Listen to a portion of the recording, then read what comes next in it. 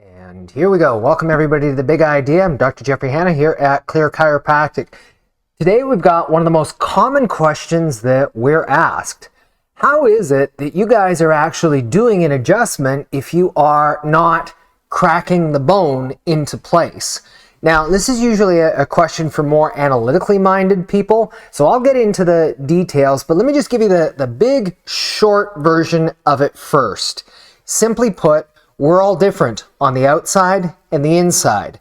When we are able to make a series of measurements, we can see how do your joints actually fit together.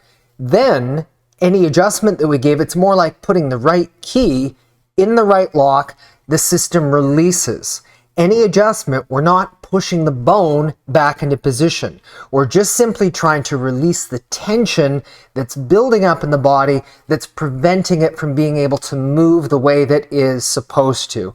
And when you do that, it really doesn't take a lot of force. It usually only takes about 5 to 10 pounds and things are able to release the way that they are supposed to. So that's the short version of it. Let's go ahead and jump into the slightly more analytical version if you want. Okay, now first, this is not meant to be a trick question. What are these? These are keys. Now, will those keys fit into the same lock? The short answer is no, they won't.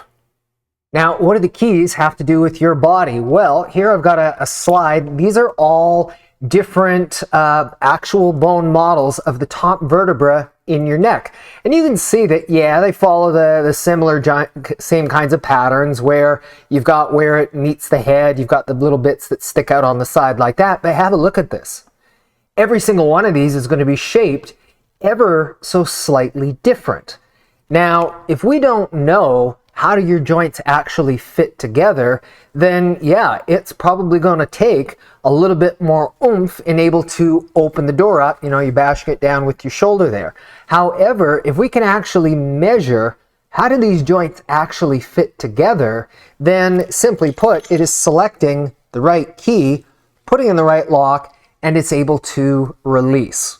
So knowing this, in an upper cervical chiropractic world, and I can share you any number of different, cases where it's been the case where a person hasn't had diagnostic imaging. We don't see what's actually going on beneath the surface. To a degree, we're working blind. And that can have some pretty nasty consequences if we don't see exactly what's going on. You know, if you're going to a surgeon, you would never want them to operate on you without seeing what's exactly going on. You would want a CT, you'd want an MRI, same kind of thing. We want to see what's going on beneath the surface. And when you do that, we can see how do the joints fit together. So what we do are a whole bunch of different measurements so that we can see how do we need to design and tailor an adjustment that's going to be specific for you based on your anatomy, your genetics. How do your bones actually fit together? Because if we can measure that, like I said, you don't have to use a huge amount of force in order to bash the door down. It's more, again, tried as it might be, put a key in a lock and it releases. Or think of it maybe like this. Here I'm holding a pen. Now let's say I was going to toss the pen toward you. If I'm using the right amount of force, you should be able to catch it no problem. Same goes with any chiropractic adjustment, whether it's done, whether there is a twist and a crack, or whether there isn't. Is you want just simply put the right amount of force and you're going to be able to catch it. If on the other hand, I was to say, oh, okay, let's toss you the pen, but I throw it the completely wrong direction. Well, your body's muscles, they're not going to be able to actually catch that. Adjustment's not going to work. Or same thing, let me throw this at you as far and as hard as I possibly can, it's most likely going to stun you. So in any given moment, you've got both external but internal body resistance. We are never, whether it's manual or not, again, we are not pushing a bone into position. Yes, sometimes you'll hear a little click where the joint releases, but any of the actual correction, that is your body's own muscles that are doing the work. And what we want to do to make it easier for your body is for things to be as loose and relaxed as possible. If you're trying to do a manual adjustment and there's a certain degree of muscle rigidity, any amount of force you need to do has to, number one, overcome whatever's locking the vertebra out of its normal position, but then you also have to overcome the resistance of your own muscles. On the other hand, when you make all the measurements the way that we do, we find this is how it is, and so then you can just give the lightest little tap but in the right direction, and that's just tossing the pen with the right amount of force so that things release. Now, what does that look like? Personally, I don't like posting adjusting videos, honestly, because it looks really, really weird. I'm not going to lie about that. But it's important so people understand, you know, what is it we're actually trying to do and to achieve when we're doing these different styles of adjusting. So you've got me, by dumb chance, I'm wearing the same shirt here today. And what you can see is that my patient is lying down on her side on a little low table like this. Her body is lined up completely at rest, completely neutral.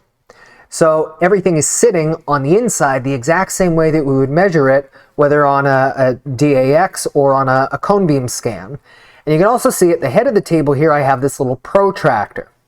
Reason for that is what I've deliberately done is I've measured how do her joints fit together, and I've now lined my body, my center of gravity, in line with the spine. The reason we do it like this with the person lying on their side is so that we can get our center of gravity over the top and adjust any number of 360 degrees depending on what the individual actually needs. You'd also see that what she's doing is she's lying down with her head on this little part of the table here. The table oscillates, so it makes a vibration of about, a centimeter or so, so not quite half of an inch. What it does is it produces an extra little vibration. Well, why would we want to do that?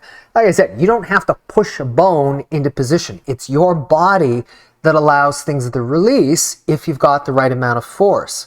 But the top vertebrae and the neck, they're supported by very delicate muscles and ligaments that, if given an extra little vibration sense, not the adjustment itself, but the vibration helps provide more stimulation to the brain that helps things essentially catch. And the way that the adjustment works then is it's going to look something like this. And I repeat, it looks a little weird. Now that sound that you might have heard, that was not her neck. That was the sound of the vibration on the table. So what I've done, I've lined up and I've given a very, very quick, light tap. I know it looks very exotic or like I'm using a huge amount of force. I repeat, I'm using the amount of force that you would use to click a pen. No more, no less. Because any joint in your spine, whether it's in your neck or your low back, it's only as big as your little fingernail here. You don't have to move that thing halfway across the room. Usually when things get restricted, they're only immobile by like a millimeter or two. And I know that doesn't seem like very much, but if you've ever gotten sand in your eye, you know how good that actually feels. Well, a grain of sand is about half of a millimeter in size. So we're dealing with the same kinds of delicate structures. It doesn't take a lot of force to actually release it if you're doing it in a customized manner. So the adjustment again is a relatively light tap. And what it's doing is it's simply releasing tension that's building up in the connective tissue on the spine. Think of it to a degree as you have all of these creases in my shirt like this. So I'm just trying to iron it out, but in the plane, based on the person's own joint angles, so that things are actually able to release in the lightest, gentlest kind of way that we possibly can. So it does start getting a little bit technical relatively quick, but the short of it again, we're all different on the outside and also on the inside. When you take those differences into account, we can see what's the location, the direction, and the degree of misalignment. Then by tailoring the adjustment based on your specific pattern, that allows us to just be able to release things in the lightest possible way. And I say that to people all the time. I know that this silly little tickle behind your ear is not going to feel like it's going to do a damn bit of anything. But remember, it's never the chiropractor, it's not the adjustment that is going to help a person feel better. It's when things release and where the power of your own body is able to actually make the changes, people are amazed at what kind of positive changes they notice are occurring over a period of time. So thanks for watching this video. If you did find it informational and hopefully not too boring, please do click that like and subscribe. Share it with friends, family members, clients, colleagues, anybody you think could benefit from this. Even if they have tried general chiropractic, as you can see here, what we are doing is different. If you want some more information about the kinds of conditions we can help people with, please check out some of the other videos on this YouTube channel. You can also go over to our clinic website, clearchirospokane.com, where we've got all kinds of other blog articles and where you can get in touch with us. Thanks for watching. This is Dr. Jeffrey Hanna at Clear Chiropractic. Get well, live well, stay well.